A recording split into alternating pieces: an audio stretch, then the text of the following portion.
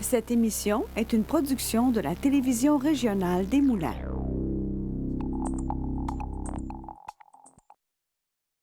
Aujourd'hui, au bulletin, entrevue dans le cadre des Journées de la persévérance scolaire dans la Nadière et les rendez-vous des Tannants débarquent à Terrebonne pour la semaine de relâche. Je suis Charles Lantier et bienvenue à votre bulletin d'actualité régionale.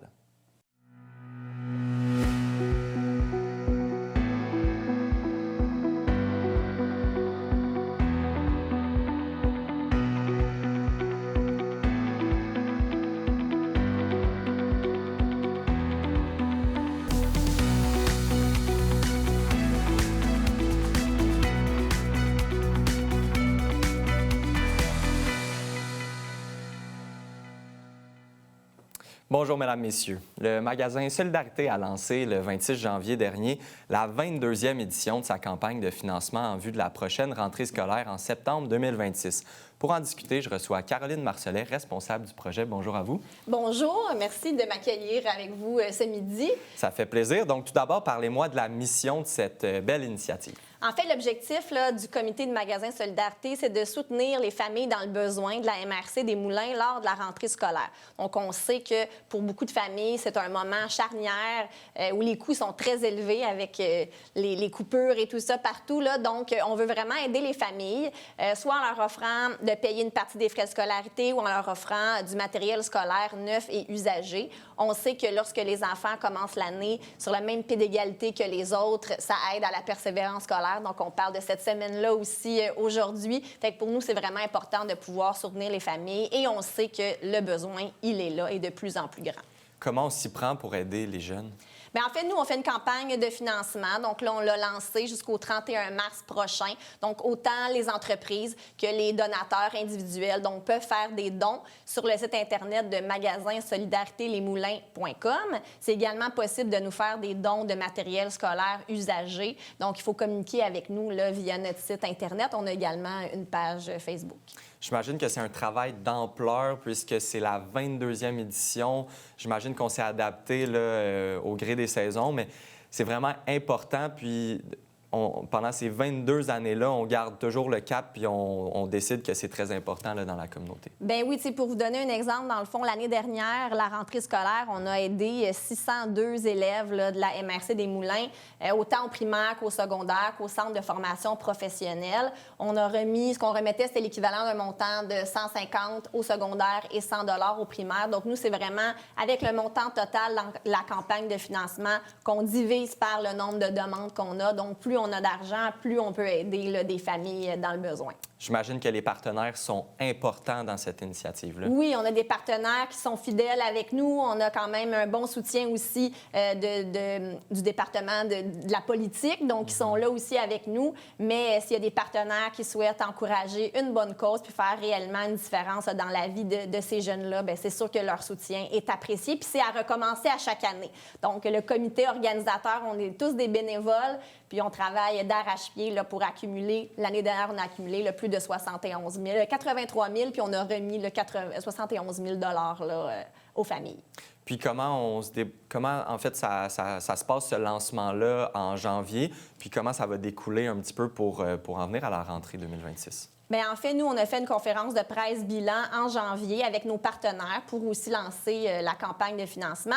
On accumule de l'argent tout au long de l'année, puis ensuite, on va accueillir les familles au mois d'août. Donc, les familles vont être invitées, puis ça se fait par l'inscription des écoles ou des organismes. Donc, il faut vraiment passer par les écoles et c'est eux qui vont permettre de faire le lien avec le comité. Donc, ensuite, au mois d'août, les familles sont invitées à venir chercher leur bon d'achat, à venir chercher aussi du matériel scolaire neuf et usagé. Donc, pour nous, c'est un moment charnière de rencontrer les familles, de pouvoir voir concrètement l'aide qu'on offre. On aide aussi beaucoup de familles qui sont immigrantes, qui viennent d'arriver aussi. On a des demandes en cours d'année qu'on va répondre aussi. Mais le gros bout, là, c'est vraiment au mois d'août, tout juste avant la rentrée scolaire. C'est là que culminent tous nos efforts, finalement. Et si les gens qui nous regardent veulent s'impliquer aux différents partenaires, comment ça fonctionne? Bien, comme je disais, dans le fond, d'aller sur notre site Internet. Ils peuvent aussi nous contacter via la page Facebook. Il y a un onglet sur le site « Dons en ligne ». Donc, c'est aussi possible de faire des dons directement sur la page du magasin Solidarité. Qu'est-ce qui vous attend pour la suite des choses dans les mois à venir pour la préparation? Bien, notre comité se réunit fréquemment. Comme je vous dis, on a des bénévoles très impliqués puis qui ont cette cause-là à cœur. Fait que nous, c'est vraiment de travailler sans relâche. Puis comme on le sait, les besoins sont de plus en plus là. Donc, on veut vraiment venir en aide au plus d'élèves possible dans la région. Bien, merci beaucoup, Mme Marcelet, d'avoir été de passage aujourd'hui en studio et bonne continuité pour cette initiative. Merci à vous.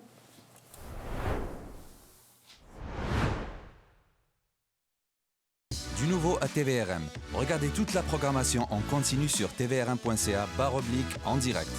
Que vous soyez fan de musique, de culture ou d'actualité, ne ratez pas cette chance de suivre les événements et les personnalités de votre région.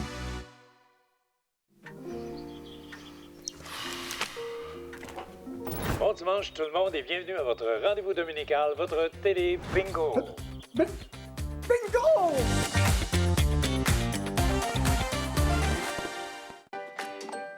Je m'appelle Trixie et j'ai 6 ans. Je porte des prothèses pour pratiquer toutes mes activités préférées. Je peux faire de la trottinette. Je m'entraîne avec mon papa. Et j'adore faire de la corde à sauter. Votre générosité permet aux hôpitaux de guerre de me donner les prothèses dont j'ai besoin. Merci!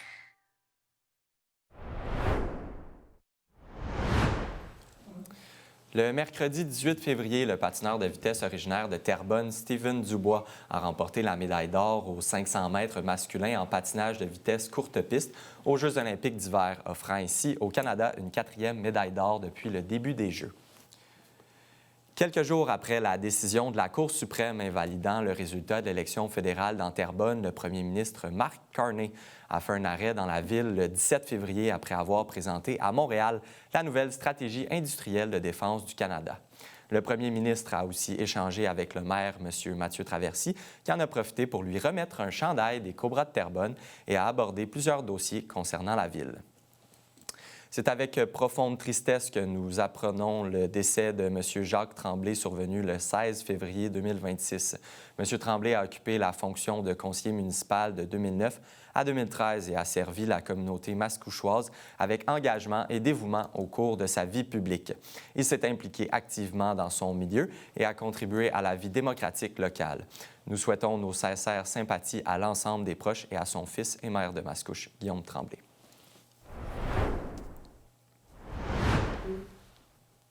C'est du 16 au 20 février que se déroulent les Journées de la persévérance scolaire et pour l'occasion, nous accueillons la directrice générale du CREVAL, Anne-Marie Picard, ainsi que Mélissa Adéline Joseph, lauréate dans le cadre de cette semaine bien spéciale. Bonjour à vous deux. Bonjour. D'abord, parlons de cette initiative-là qui se déroule tout au long de la semaine.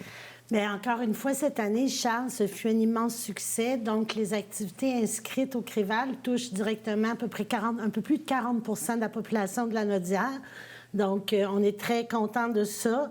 Il y a eu beaucoup d'activités dans les écoles. Les municipalités et villes ont encore été une fois très créatives cette année. Aujourd'hui, c'est Jeudi Persévère, donc on se vêt de vert et on peut encore se rendre dans les bibliothèques de la région pour aller poser des mots d'encouragement sur les murs d'encouragement. Également, il y a un concours de dessin pour les cartes d'encouragement de l'année prochaine. Donc, on va choisir parmi les récipiendaires des modèles pour l'an prochain. Et ça dure encore jusqu'au 27 février. Et on a eu aussi 2 magnifiques galas qui ont souligné, nommé des ambassadeurs, ambassadrices de la persévérance scolaire. Un d'abord lundi dans la MRC Les Moulins et hier dans la MRC... lundi, excuse-moi, dans la MRC L'Assomption et hier dans la MRC Les Moulins. Et on a la chance d'avoir une lauréate en studio. Donc, bonjour et parlez-moi un petit peu de votre parcours puis qu'est-ce que ça représente, ce prix-là, pour vous? En fait, c'est un parcours un petit peu mouvementé. Dans la pandémie, je suis serveuse, puis on sait que la restauration s'était vraiment frappée lors de la pandémie. Donc, j'avais une technique juridique. Je me suis dit, écoute, vu qu'il y avait le boom immobilier, je vais aller travailler dans un bureau de notaire. Et ils m'ont tellement fait confiance, ils m'ont fait toucher à plein de choses. Et ils m'ont fait me découvrir. Puis, je me rendais compte que j'aimais la comptabilité. Alors, ça a pris du temps pour que je prenne ces décisions-là parce que je sais que c'est un sacrifice de retourner à l'école lorsqu'on travaille déjà à temps plein. Mais j'ai décidé de le faire, de retourner sur les bancs d'école, de travailler un petit peu moins, de condenser l'horaire, l'école, travail en même temps. Mais je suis presque rendue au bout. Au mois d'avril, ça va être la fin de C'était une belle journée, une belle occasion là, pour avoir ce lauréat-là. Parlez-moi un petit peu de comment ça s'est déroulé, puis qu'est-ce qui vous attend là, pour la suite des choses? Ah, mais c'est super de voir dans tous les niveaux d'école, dans des écoles secondaires, dans les formations professionnelles, on voyait différents élèves vraiment qui ont donné. Et on persévère de façon différente. Il y en a que c'est dans la façon d'apprendre, il y en a c'est de retour à l'école comme moi, mais tout le monde, le même but commun, c'est qu'on persévère puis on va jusqu'au bout. Okay. Je me tourne vers vous, Mme Picard, mais j'imagine qu'il y en a eu plusieurs des lauréats, puis c'est bien d'avoir ces gens-là qui inspirent la communauté pour ces journées de la persévérance scolaire. Oui, effectivement, c'est de reconnaître les efforts puis de montrer aussi à l'ensemble de la population étudiante, que ce soit des jeunes ou des adultes, que persévérer, ça fonctionne et c'est à la portée de tous. Puis ça permet aussi, cette semaine-là, de rappeler l'importance de la réussite économique pour la vitalité économique et sociale de notre région, pour l'autonomie puis le développement du plein potentiel de chaque Lanaudois, Lanaudoise. Puis le gala a beaucoup de visibilité. Il y a beaucoup de partenaires qui s'y rallient. Cette année, pour la première fois, il y a des gens de la Société Saint-Vincent-de-Paul qui ont été bénévoles au comité organisateur. Donc, on voit que la force dans la Naudière, c'est vraiment cette synergie qui se crée entre l'école, la famille et la communauté, qui est un concept reconnu pour favoriser la réussite éducative. Moi, je ne peux pas être autrement que très fière du travail qui a été accompli au Créval, d'une part, mais très fière de voir notre population, nos décideurs, nos organismes, nos écoles, nos établissements d'enseignement supérieur, les parents qui étaient là aussi, très fiers d'accompagner leurs enfants. Donc, de voir tout ça, ça m'émeut beaucoup. Puis, je pense que dans la Naudière, on a fait des très grandes avancées au niveau de la réussite éducative. Il reste du chemin à faire. Il y a des enjeux qui se complexifient, mais on a la population puis les décideurs en place pour agir ensemble. On a un bel exemple aussi avec nous. Oui. Donc, il nous reste une trentaine de secondes, mais qu'est-ce qu'on vous souhaite rapidement pour la suite des choses, mesdames? Moi, honnêtement, je souhaite vraiment que les familles de toutes les personnes qui ont persévéré, les enseignants aussi, de vraiment, je trouve que cette journée-là souligne que vous êtes vus, qu'on vous voit, puis parce que la persévérance, c'est souvent dans l'ombre, mais cette semaine souligne qu'est-ce qui est fait dans l'ombre. Donc, je vous remercie de votre passage en studio. Merci à vous. Et ça se conclut demain. Donc, on invite les gens à aller écrire des mots d'encouragement aussi dans les bibliothèques, comme vous le mentionnez. Merci, mesdames. Merci, Charles.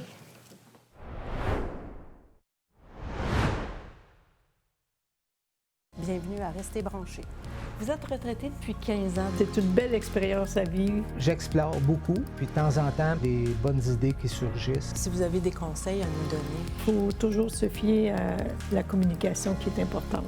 Pour vous, prendre votre retraite, c'était quand même quelque chose qui était facile à décider de prendre. Oui, j'avais aucun stress par rapport à ça. Donc, c'est ça, je m'étais bien préparée pour la retraite, puis je savais exactement ce que je voulais faire. C'est quoi les options qu'on a? La socialisation est très importante. Très important. Vous avez combien de bénévoles à peu près? On est à 95 bénévoles présentement. Oh, 95, ouais. C'est beaucoup. J'aime le faire du bénévolat. J'aime les gens. J'aime les gens. On a une plateforme qui s'appelle jebénévole.ca. Je pense que c'est intéressant de voir qu'il y a des gens qui sont capables de faire des belles choses tout en étant à la retraite. Ça occupe notre mental. Oui. Et ça nous aide à bien vieillir.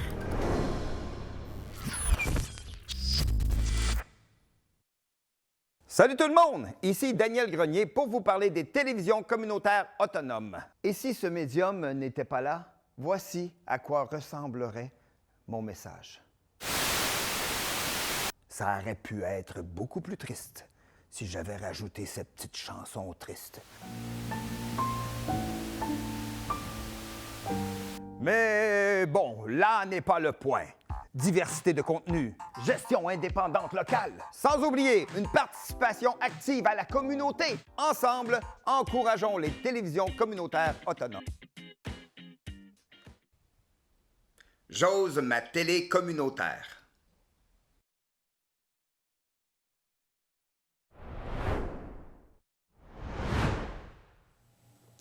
Dans le cadre de la semaine de relâche, la nouvelle société offrira une panoplie d'activités avec les rendez-vous des tannants. Et pour en discuter, je reçois Pascal Morissette, ambassadeur de cette édition. Bonjour. Hey, salut, ça va bien? Bien oui, super. Donc, parlez-moi de ces différents rendez-vous qui auront lieu là, durant la semaine de relâche. Donc, du 22 février, ça commence là, en fin de semaine jusqu'au 1er mars. C'est un rendez-vous. C'est un festival culturel pour les 5 à 12 ans. Spectacle intérieur, extérieur, animation à l'extérieur, des déambulatoires sur l'île des Moulins, dans le Vieux-Terrebonne. Fait que c'est vraiment, ça se passe dans le Vieux-Terrebonne pendant plus d'une semaine, là, quelques jours de plus. Une grande programmation pour les jeunes. Ça va être vraiment trippant. C'est ce que je vais faire avec mes filles tout au long de la semaine de relâche. Mais c'est ça, j'ai l'impression que c'est un clé en main, puis ça m'amène à la question pourquoi avoir décidé d'être ambassadeur pour cette édition-ci? C'est la nouvelle société, donc ceux qui gèrent ce festival-là, qui m'ont demandé de... Moi, je suis de Mascouche, donc je suis de Lanaudière. Ça fait pas longtemps, ça fait 5 ans. On s'est installé ici pour la famille, pour les activités familiales, pour les parcs. Et puis là, moi, j'y suis allé au rendez-vous des tannants dans les dernières années comme spectateur. On a vraiment adoré l'expérience. Puis je me suis dit, bien là, il y a un festival culturel pour les enfants. Eux m'ont demandé de m'associer pour pouvoir en parler grandement. Puis j'ai fait, bien, c'est certain que j'embarque. Puis en plus, j'ai des billets gratis pour aller voir les shows. Bien, parlons-en un peu de ce format clé en main. C'est une œuvre vraiment variée. On a un peu de tout. Pour en avoir profité lors des dernières éditions, à quoi ça ressemble sur le terrain concrètement? Bon, des spectacles de théâtre, théâtre musical aussi, je pense, à Amandine et Gédéon cette année, un spectacle de théâtre jeunesse coloré. C'est des acteurs qu'on voit dans des grandes productions, qu'on peut voir au Théâtre Saint-Denis, là, dans des comédies musicales à grande envergure. Je pense à Lunou Zucchini, qui fait partie de ce spectacle-là. Elle le joue un peu partout dans la province. J'ai des amis qui ont travaillé sur le show. Donc, c'est des shows de grande qualité. Il y a du théâtre, il y a des shows de musique, il y a du ciné-théâtre. Ça, moi, j'ai un rendez-vous avec mes filles. Le spectacle s'appelle Ficelle. Et puis, bien, c'est des projections, mais en même temps, il y a du théâtre sur la scène. Donc, c'est super moderne, super trippant. La tente à compte à l'extérieur, c'est un dôme, projection à 365 degrés. Il me manquait 5 degrés, tu vas me dire. Puis, c'est l'histoire d'Ounia, un spectacle, l'histoire d'une petite fille qui doit se trouver une nouvelle terre d'accueil. Je trouve ça, c'est des thématiques actuelles, c'est des thématiques importantes, traitées avec poésie. Donc, c'est une belle façon pour les jeunes de s'ouvrir sur le monde. Puis d'avoir une offre variée comme ça, on en a pour tous les goûts. Et parlons des prix aussi, parce que je crois que la force vraiment de ces rendez-vous-là, c'est l'abordabilité. C'est super accessible et j'en profite pour parler du passeport des tannants, le passeport des petits tannants. 50 $, ça nous donne droit à 5 spectacles d'une valeur de 60 $, donc un passeport par enfant. Tu te dis, OK, ça va vite, mais tu sais, toute ta semaine là, est meublée de spectacles puis d'activités. Puis il y a des surprises qui viennent avec le passeport. Mais les shows sont abordables. Tu sais, on parle entre 10 et 16 $ pour voir un spectacle de qualité. Moi, je trouve que ça vaut la peine. C'est vraiment une belle expérience pour les jeunes. Si vos enfants ne sont pas allés au théâtre ou ils ne vont pas souvent, l'art vivant, là, c'est vraiment une belle manière de s'ouvrir sur le monde. C'est différent de la télé ou du cinéma. Tu sais, c'est magique. Il se passe quelque chose. On vit une émotion en gang, dans une salle, quand les portes se ferment, les lumières se tamisent. Il y a une magie qui opère sur la scène. Venez faire un tour. Puis je veux revenir sur le public cible, mais on couvre un grand auditoire, donc on peut y aller autant avec les petits que les grands. Là. 100 %. Les parents vont y trouver leur compte aussi. Tu sais, moi, quand je vais voir des shows jeunesse avec mes enfants, j'ai souvent une petite larme, j'ai souvent une émotion. Je redeviens un gamin. On a tous un petit tannant à l'intérieur de nous. Puis le mot tannant, on le traite de manière positive au rendez-vous des tannants. C'est vraiment notre petit cœur d'enfant là, qui va être comblé pendant ce festival-là. En terminant, pour la programmation, si les gens ont des questions ou veulent découvrir un peu tout ça. LaNouvelleSociété.com, donc c'est l'organisme qui gère, entre autres, le Théâtre du Vieux-Terrebonne. LaNouvelleSociété.com. Vous allez là, vous allez trouver toutes les infos. Sinon, si vous me croisez à l'épicerie, bien, demandez-moi les dates et les heures. Je vais vous les donner. Je les connais par cœur. Super, bien, on invite les gens à aller voir tout ça puis à se procurer le passeport aussi pour la semaine. Donc, un grand merci de votre passage en studio. Je serai là, je serai au rendez-vous avec mes enfants. Venez me saluer, s'il vous plaît. Parfait. Bien, un gros merci. Salut.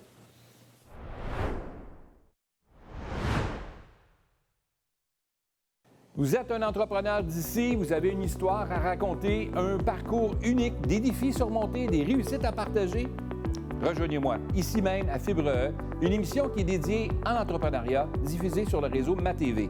Notre objectif, mettre en lumière les talents d'ici, inspirer la prochaine génération d'entrepreneurs et montrer que oui, c'est possible de réussir chez nous. Contactez-nous dès maintenant pour participer à l'émission. L'entrepreneuriat, c'est aussi le pouvoir d'inspirer. Au plaisir de vous recevoir sur le plateau de Fibre E.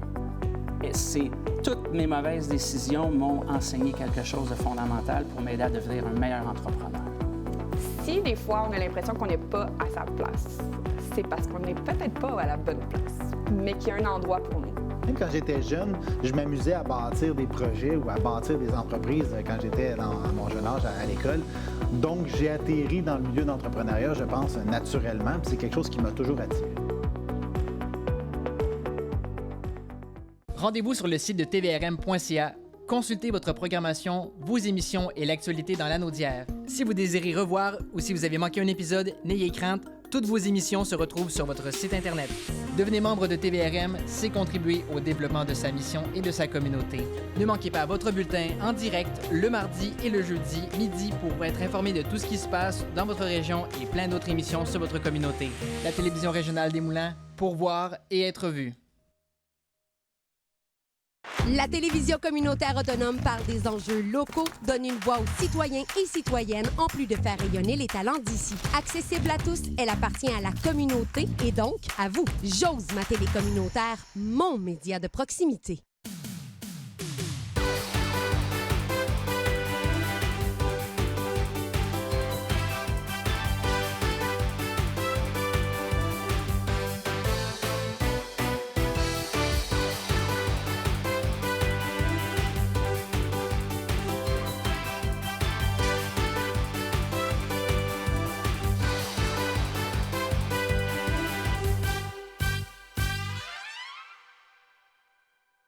Du nouveau à TVRM. Regardez toute la programmation en continu sur tvrm.ca/en direct. Que vous soyez fan de musique, de culture ou d'actualité, ne ratez pas cette chance de suivre les événements et les personnalités de votre région.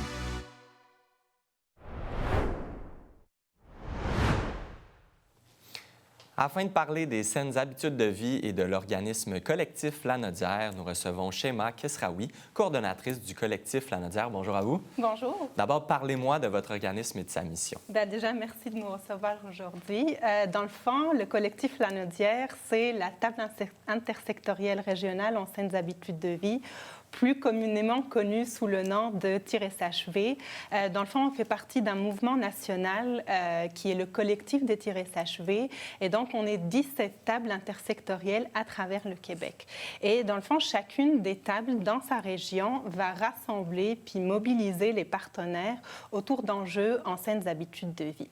Fait que moi, j'aime dire qu'on est créateur d'environnements favorables, puis c'est ce qu'on fait, la création d'environnements favorables aux saines habitudes de vie, parce que ça peut être perçu comme un concept un peu abstrait, mais concrètement, comment ça se vit, c'est que, par exemple, quand un milieu municipal veut mettre en place ou veut aménager des espaces plus favorables aux activités physiques, nous, on va venir le soutenir.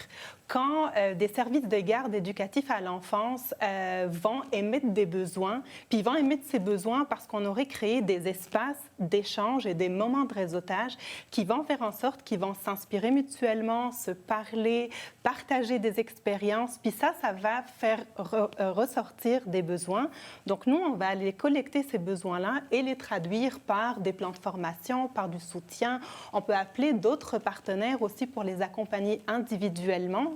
Ça peut être aussi des organismes communautaires qu'on va aller soutenir, mieux équiper, à qui on va donner un effet de levier pour qu'à leur tour, ils puissent servir les populations vulnérables, par exemple, en donnant accès plus facile à la saine alimentation. Et donc, c'est un travail d'équipe, j'imagine. Les gens font appel à vous, puis après, on trouve une stratégie, on planifie le tout. Exactement. Là. En fait, c'est un travail collectif. C'est un travail... En fait, nous, on est comme un moteur de mobilisation régionale. Puis, à l'échelle de la région, on est plus de 50 partenaires qui sont mobilisés autour des saines habitudes de vie. Toutefois, en ce moment, je crois qu'il y a des enjeux de financement de votre côté. Absolument. Dans le fond, tout le travail qu'on fait est rendu possible parce qu'on est financé par le gouvernement, notamment à travers la politique gouvernementale de prévention en santé. Puis le résultat que ça a donné, cette politique-là, qui achève bientôt, c'est qu'elle a véritablement ancré la prévention dans la culture.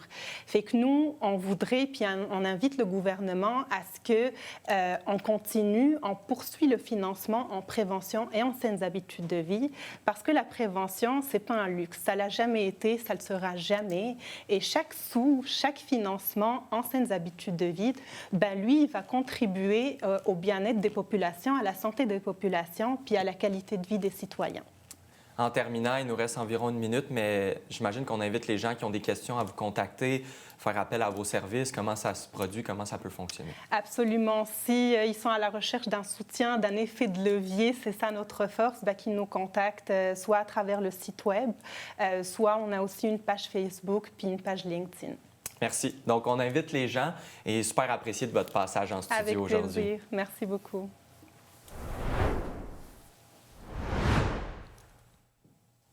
C'est ce qui conclut votre bulletin d'actualité régionale. Au nom de toute l'équipe, merci d'avoir été des nôtres. On se retrouve mardi de la semaine prochaine. D'ici là, vous pouvez consulter le site Internet de TVRM ou encore notre chaîne YouTube afin de voir ou revoir nos émissions. Restez à l'antenne puisque c'est Fibre qui suit, animé par Pierre Berthiaume. À bientôt tout le monde.